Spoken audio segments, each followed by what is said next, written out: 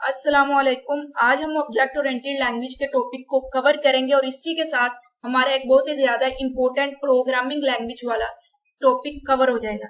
ये short long MCQ हर हवाले से इंपॉर्टेंट है, कभी भी आपने इसको स्किप नहीं करना।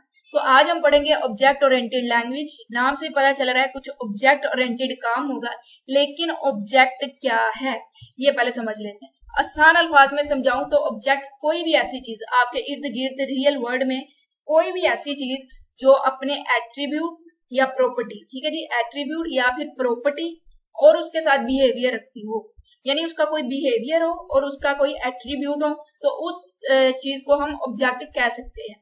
अब यहाँ पर उन्होंने ऊप लिखा है, तो इसका मतलब होता है ऑब्जेक्ट ओरिएंटेड प्रोग्रामिंग। ये एक ऐसी तकनीक है जिसमें प्रोग्राम ऑब्जेक्ट की बेस पर लिखे जाते हैं, ठीक है जी। तो हमें ये तो पता चल गया कि ऊप क्या है। ऊप एक ऐसी तकनीक है प्रोग्राम लिखने की जो प्रोग्राम किस बेस पे लिखे जाए, ऑब्जेक्ट की बेस पे लिखे जाए। और ऑब्जेक्ट क्या है? कोई भी ऐसी चीज जो एट्रीब्यूट और बिहेवियर रखती हो उसको हम ऑब्जेक्ट कहते हैं। यहाँ पर उसने कहा कि ऑब्जेक्ट डाटा और फंक्शन की कलेक्शन है। डाटा का मतलब यही है कि उसका कोई बिहेवियर एट्रीब्यूट होंगे और फंक्शन का मतलब है कि उसका कोई बिहेवियर होगा। जैसे कि आपकी एग्जांपल लेते हैं ऑब्जेक्ट के तौर पर। आप एज अ ह्यूमन एक ऑब्जेक्ट है, क्योंकि आपके एट्रीब्यूट भी है, यानी आपका कुछ डाटा भी होगा और इसके रिलेटेड आपके कुछ फंक्शन भी होंगे। जैसे कि अगर हम एट्रीब्यूट या डाटा की बात करूं तो आपका कलर क्या है, हाइट क्या है, जेंडर क्या है, ये सारा डाटा है। और फंक्शन की बात करूं, आप खाते हैं, पीते हैं, चलते हैं, बोलते हैं, तो ये क्या चीजें किस में एंटर होंगी? फंक्शन में, यानी आपके बिहेवियर में। यहाँ पर एट्रीब्यूट और बिहेवियर इसलिए साथ साथ बता रही हूँ ताकि आपका कंसेप्ट क्लियर है। यहाँ पर सिर्फ एक टर्म उन्होंने यूज की, डाटा और फंक्शन, लेकिन असल में क्या टर्म यूज होगी? एट्रीब्यूट और उसके बिहेवियर, ठीक है जी। ऑब्जेक्ट में भी रिप्रेजेंट अ पर्सन, थिंग और प्लेस इन रियल वर्ल्ड। अब ऑब्जेक्ट कोई भी चीज हो सकती है, मैंने आपको बताया कोई भी ऐसी चीज जिसके एट्रीब्यूट है, बिहेवियर है, उसको क्या कह सकते हैं? ऑब्जेक्ट कह सकते हैं, यानी जिसका डाटा है या फिर फंक्शन है।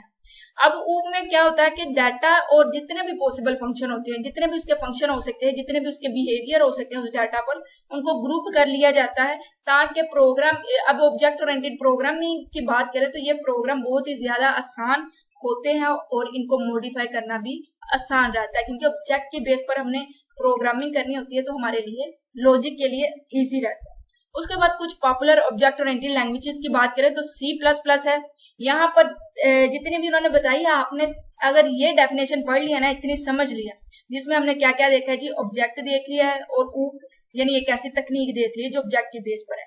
तो C++ में, जावा में और आगे C# देखेंगे, उसमें आप इसको ऐड कर सकते हैं अपने सिंपल अल्फाज में, ठीक है। अब कैसे ऐड करेंगे वो मैं आपको बता देती हूँ। जैसे कि यहाँ पर यह है कि C++ क्या है, तो C++ भी हम कहेंगे कि भाई ये एक ऑब्जेक्ट ओरिएंटेड प्रोग्रामिंग लैंग्वेज है। उसके बाद आपने बताना है इसको कब डेवलप किया गया। और C++ लैंग्वेज का एक इम्प्रूव्ड वर्जन है, यानी नेक्स्ट वर्जन है उसका, और जो C है उसको हमने पिछली वीडियो में कवर कर लिया है। अब ये प्रोवाइड करती है फैसिलिटी कि हम वर्किंग कर सके ऑब्जेक्ट के साथ, क्योंकि हमें पता ऑब्जेक्ट ओरिएंटेड प्रोग्रामिंग लैंग्वेज है, तो क्या होगा इसमें, ये हम एक ऐसी तकनीक को यूज कर रहे होंगे, ये हमें सहूलत में यह कर रही होगी कि आप ऑब्जेक्ट पे ना प्रोग्राम लिखे, यानी ऑब्जेक्ट और क्लासेस में। It is very powerful and easy to develop a variety of program. अब कितना आसान उन्होंने यहाँ पर लाइनें लिखी हैं, बहुत ही ज्यादा आसान, कि एक प्रोग्रामिंग लैंग्वेज है तो जाहिर बात है कि वो प्रोग्राम को ही डेवलप कर रही होगी, उसी को तो राइट कर रही है, ठीक है जी। तो C++ हमें यही उन्होंने बताया कि एक ऑब्जेक्ट ओरिएंटेड लैंग्वेज, हमें पता है कि अगर ऑब्जेक्ट ओरिएंटेड की टाइप है तो ऑब्जेक्ट ओरिएंटेड होगी। C से ही पता चल रहा है ये C का इम्प्रूव्ड वर्जन होगा। अब ऑब्जेक्ट ओरिएंटेड है तो हम ऑब्जेक्ट के साथ काम कर रहे होंगे और इसमें हम मुख्तलिफ प्रोग्राम को डेवलप कर रहे होंगे। बिल्कुल कॉमन सेंस वाली लाइनें उन्होंने दी हुई है यहाँ पे। और C++ में एक टर्म यूज हुई है, ये क्लासेस, ठीक है जी। ये मैं आपको समझाऊंगी, ये जरा अपना ध्यान दीजिएगा, यहाँ पर थोड़ी तवज्जो दें ताकि आपको समझ आए। ऑब्जेक्ट जो है ना, उसकी कलेक्शन को हम क्लासेस कहते हैं, यानी ऑब्जेक्ट के लिए एक ब्लूप्रिंट जो होता है ना, उसको हम क्लासेस कहेंगे। और क्लासेस में जो एक इंस्टेंस होता है, यानी एक जो होता है ना, ऑब्जेक्ट का ग्रुप है ना, तो वहां में से एक जो इंस्टेंस को हमने निकालना है ना, उसको हम ऑब्जेक्ट कहेंगे, ठीक है जी। तो ऑब्जेक्ट के लिए जो ब्लूप्रिंट है वो क्लासेस है, और क्लासेस का जो एक पार्टिकुलर इंस्टेंस होगा उसे हम ऑब्जेक्ट कहेंगे। एग्जांपल के तौर पर आपको देती हूँ ह्यूमन। ह्यूमन एक क्लास है, ठीक है जी, एक ब्लूप्रिंट है कि इसके लिए, हम सब लोगों के लिए। लेकिन अगर मैं आगे मेल या फीमेल की बात करूं तो वो ऑब्जेक्ट हो सकते हैं। इसी तरह अगर मैं कहती हूँ कि मेल या फीमेल नहीं, बल्कि ह्यूमन के जो इंस्टेंस है वो आगे पार्टिकुलर नेम के साथ है, तो आप या दूसरा साथ वाला वो सारे क्या है जी, ऑब्जेक्ट है। ऑब्जेक्ट की क्लास कलेक्शन को रिप्रेजेंट करने के लिए हम क्लास यूज करते हैं। जैसे कि एनिमल है तो एनिमल एक क्लास होगी, आगे जितनी भी एनिमल की टाइप है वो क्या होंगे जी, उसके ऑब्जेक्ट होंगे। आई होप आपको इसकी समझ आई होगी, अगर नहीं भी आई तो एक मरतबा सुन ले, इतना आपके लिए काफी है। उसके बाद ये जावा की बात करें तो जावा में यहाँ से लेकर यहाँ तक सिर्फ हिस्ट्री बताई गई है, आपने इसे अच्छे से रीड कर लेना है और यहाँ पर जो डेट्स बताई गई है इसको हाईलाइट कर लेना है कि एमसीक्यूज में आ सकते हैं। उसके बाद आपने यहाँ पे यही बताना है कि इसमें भी हम प्रोग्राम लिखते हैं, लेकिन ये प्रोग्राम किसी भी प्लेटफॉर्म पे हम रन कर सकते हैं। और इसके अलावा वेब बेस्ड इंटरनेट एप्लीकेशन के लिए, ये वर्ल्ड वाइड वेब के लिए सॉफ्टवेयर को राइट करने के लिए हम जावा को यूज करेंगे। और किस कहाँ पे हम प्रोग्राम को डेवलप करने के लिए जावा का यूज कर सकते हैं, जैसे कि एप्लीकेशन ऐसी जो कि हमने सर्वर के लिए डेवलप करनी हो, डेस्कटॉप कंप्यूटर के लिए या फिर मोबाइल डिवाइसेस के लिए। यहाँ पे उसने पार्टिकुलर बता दिया कि इस फील्ड में या इस तरह की एप्लीकेशन को डेवलप करने के लिए हम जावा यूज करेंगे। जबकि सी में उसने बता दिया कि वैरायटी ऑफ प्रोग्राम को डेवलप कर सकते हैं। अगर आपको पेपर में भूल जाता है, पहले तो मैं कहूंगी आपको याद रहना चाहिए, आपको इसको याद करना पड़ेगा कि जावा कहाँ का यूज है। अगर बाई चांस आपको याद नहीं रहता या जहन से निकल जाता है तो पेपर में आप लिख सकते हैं कि जावा भी वैरायटी ऑफ प्रोग्राम को डेवलप करने के लिए हम यूज करते हैं। उसके बाद सी शार्प की बात करें तो ये भी एक इम्प्रूव्ड वर्जन है किसका जी, C++ का, उस पर बेस कर रही है। इम्प्रूव वर्जन नहीं कहेंगे, ये कहेंगे कि उस पर बेस कर रही है, ठीक है जी, सी शार्प। और है ये भी ऑब्जेक्ट ओरिएंटेड लैंग्वेज। और इसके बाद यहाँ पर 2001 में माइक्रोसॉफ्ट ने इसे डेवलप किया और ये एमसीक्यूज है, इसको आपने हाईलाइट करना है। और यहाँ पर उसने बताया ये कहाँ पे यूज हो रही है, विंडो में, वेब एप्लीकेशन में और other type of software tools में इसको यूज किया जा रहा है। तो तीन चीजें आपको तीनों इन टाइप में मिलेंगी, एक कि ये ऑब्जेक्ट ओरिएंटेड है, दूसरा कैसे कैसे प्रोग्राम हम इसमें लिख सकते हैं, और तीसरा कब इसे डेवलप किया गया, ठीक है जी। और कितनी चीजें, एक तो ये ऑब्जेक्ट ओरिएंटेड है यानी ऑब्जेक्ट के साथ हम काम कर सकते हैं, दूसरा कि ये कब डेवलप की गई, तीसरा कि कहाँ पे हम इसे यूज कर सकते हैं।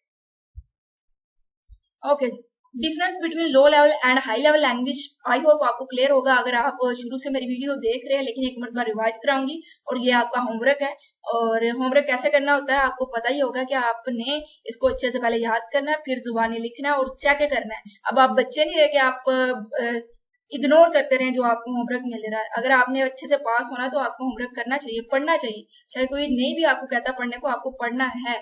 उनको पढ़ाई बहुत ही ज्यादा इंपॉर्टेंट है। आजकल की जो फील्ड है उसमें आपको आगे बढ़ना है, आगे निकलना है। आपका कंपटीशन है सिर्फ अपनी क्लास के साथ नहीं, सिर्फ अपने स्कूल के साथ नहीं, आपको दुनिया के साथ। तो आपको पढ़ना पड़ेगा, रोज की रोज पढ़ते जाए तो आपके अच्छे मार्क्स आ सकते हैं, आपके लिए अपॉर्चुनिटी बढ़ सकती है। अपने फ्यूचर को ध्यान में रखिए, आज पढ़े, ठीक है जी। फोन वगैरह पे उसकी लालच में ना लगे रहा करें, और जितनी भी आपने अननेसेसरी ऐप कर रखी है उनको डिलीट कर दे। जरूरी नहीं होता ये टिकटॉक, ये दूसरी सोशल मीडिया ऐप, उनको मत देखिए, ठीक है। और प्ले लिस्ट जो होती है आपकी पढ़ने वाली या जो कोर्सेज आप पढ़ रहे होते हैं उनको अपना सेव रखे। जैसे ही आप यूट्यूब पे आए तो आपको वही नजर आए कि भाई मेरी प्रायोरिटी ये है, मैंने कुछ और नहीं देखना। तो कुछ ऐसे अगर आपके लिए सामने प्रोग्राम्स आते हैं जो कि आपका टाइम वेस्ट करते हैं और कुछ नहीं, तो उनको कह दिया करेंगे इस तरह के चैनल हमें रिकमेंड मत करें, लेकिन पढ़ें, पढ़ाई पर फोकस करें। उसके बाद जब आप पेपर देते हैं तो फिर आप कोई एक हफ्ता रिलैक्स करें, अपने आप को जानें, अपने बारे में सर्च करें। दूसरों को देख देख कर आपको क्या मिलता है पता नहीं, मुझे नहीं समझ आती कि आजकल के लोग उन्हें क्यों देख रहे हैं। आपको क्या मिलता है किसी को देख के? अपने आप को जाने। अगर आपके पास फालतू फ्री टाइम है, अगर फ्री नहीं भी है तो जाने अपने आप को, आप क्यों हैं, कहाँ आए हैं, इस दुनिया में क्या लेने आए हैं। क्या आप दूसरों को देखने आए हैं और छोटी छोटी बात पे हंसने आए हैं फजूल में, ठीक है। तो इस तरह के काम नहीं करने आपने अच्छे से पढ़ना है। तो हाई लेवल लैंग्वेज की तरफ आते हैं दोबारा से, मैं जरा आपको समझाने बैठ गई दूसरी तरफ। चलें जी, हाई लेवल लैंग्वेज की तरफ आते हैं। हाई लेवल लैंग्वेज ऐसी लैंग्वेज है जिसे हम इजीली लर्न कर सकते हैं, जबकि कंप्यूटर इसे अंडरस्टैंड नहीं कर सकता। जबकि लो लेवल लैंग्वेज हमारे लिए डिफिकल्ट है लेकिन कंप्यूटर के लिए इजी है। मेन डिफरेंस इनमें यही है। उसके बाद यहाँ पर उन्होंने यही बताया कि ये इजी है और इसमें जो आप प्रोग्राम लिखेंगे उसकी स्लो एग्जीक्यूशन होगी, क्योंकि इनको ट्रांसलेट करना पड़ता है फिर एग्जीक्यूट करना पड़ता है। और जो प्रोग्राम होते हैं वो इजी मॉडिफाई हो जाता है, क्योंकि इसमें जिस लैंग्वेज में लिखे होते हैं हमें उसकी समझ होती है। इसी तरह इसमें हार्डवेयर लेवल पर कुछ फैसिलिटी की जरूरत नहीं होती, और deep knowledge of hardware is not required. आपको हार्डवेयर की ज्यादा डीप में जाने की नॉलेज की भी जरूरत नहीं, क्योंकि आपने एक प्रोग्रामिंग लैंग्वेज सीखनी है, उसमें प्रोग्राम लिखने हैं। आगे एक ट्रांसलेटर का काम है कि उसने कंप्यूटर को कैसे समझाना है। This language are normally use to write application program. ये एप्लीकेशन प्रोग्राम के लिए होता है और ये हार्डवेयर प्रोग्राम के लिए होता है। तो जितने चीजें यहाँ पर बताइए यहाँ पर उसका सारा उल्ट जाएगा। और एप्लीकेशन प्रोग्राम ऐसे प्रोग्राम जो कि आपके लिए बनाए जाते हैं, जैसे कि यूट्यूब हो गया, गूगल हो गया, ये सारे जिससे यूजर फैसिलिटेट हो सके। उसके बाद ये नेचुरल प्रोग्रामिंग लैंग्वेज की बात करते हैं। छोटा सा टॉपिक है, शॉर्ट क्वेश्चन आ सकता है आपको। नेचुरल प्रोग्रामिंग लैंग्वेज नाम से पता चल रहा है कि नेचुरल प्रोग्रामिंग यानी जो हम बोलते हैं, जो यूजर बोलता है। अब इन लैंग्वेज में प्रोग्राम को लिखना, उसको हम नेचुरल प्रोग्रामिंग लैंग्वेज कहेंगे। लेकिन इनमें ट्रांसलेटर जो होता है ना, वो बहुत ज्यादा कम्प्लेक्स हो जाता है और बहुत ज्यादा उसे कंप्यूटर रिसोर्सेज की जरूरत होती है, क्योंकि उसने एक ऐसी लैंग्वेज को कंप्यूटर को ट्रांसलेट करके देना जो कि ह्यूमन लैंग्वेज है, नेचुरल प्रोग्रामिंग लैंग्वेज। इसी वजह से, क्योंकि इसमें ट्रांसलेटर जो है ना वो बहुत ज्यादा कम्प्लेक्स हो रहा है और ज्यादा रिसोर्सेज मांग रहा है, ये अभी तक एक्सपेरिमेंटल फेज में है। तो यहाँ पर हमने अपना कवर कर लिया है जी नेचुरल प्रोग्रामिंग लैंग्वेज तक। आई होप आपको इसकी समझ आई है। कहीं पर नहीं आई, कोई मैं पॉइंट मिस कर गई हूँ तो आप नीचे कमेंट बॉक्स में बताएं, तो अगली वीडियो में हम उसे कवर करेंगे। तब तक के लिए अल्लाह हाफिज।